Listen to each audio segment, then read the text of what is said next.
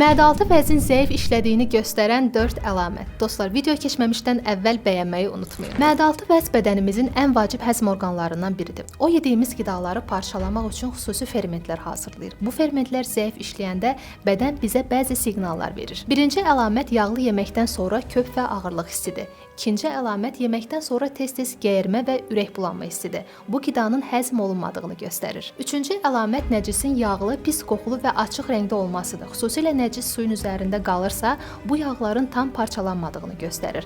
Dördüncü əlamət isə yeməkdən sonra yaranan halsızlıq hissidir. Əgər sizdə yeməkdən sonra tez-tez qarında ağırlıq hissi, köp, gəyirmə, ürək bulanma və ümumi narahatlıq yaranırsa, burada mədə-altı vəzin fermentlərinin çatışmazlığı rol oynaya bilər. Bu problemi aradan qaldırmaq üçün isə mikrazim qəbul edə bilərsiniz. Məhsulun tərkibindəki lipaza fermenti yağların, amilaza fermenti karbohidratların, proteza fermenti isə zülalların həzminə kömək eləyir. Tərkibindəki xırda kapsullar yeməklə gözəl şəkildə qarışaraq həzm prosesinə start verir. Mikrazim bildirim ki, qidanın həzmini yaxşılaşdırmaq üçün istifadə olunur.